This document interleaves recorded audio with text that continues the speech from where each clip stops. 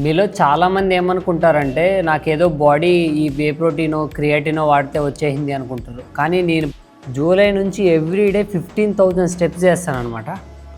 Everyday 15,000 steps. నాకు ఈ creatine, ఈ వే ప్రోటీన్ల కన్నా విలువైనది, ఈ డబ్బుల కన్నా విలువైనది అయితే నేను స్పెండ్ చేసినా కాబట్టే నా బాడీ ఇంతలా గ్రో అయిందనమాట. అదే టైం. ఎవ్రీడే ఏది ఏమైనా కూడా నా స్టెప్ కౌంట్, నా వర్కౌట్, నా డైట్ అనేది నేను ఒక్కరోజు కూడా చీట్ చేసింది లేదు, ఒక్కరోజు కూడా మిస్ చేసింది లేదు ఈ 6 మంత్స్లో.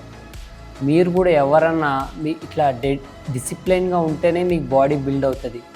ఫిట్నెస్ అంటేనే కన్సిస్టెన్సీ, డిసిప్లిన్ అనమాట. ఈ రెండు ఉన్నాయనుకో నువ్వు ఈ ఫిట్నెస్ ఫీల్డ్లో ఏలచ్చు.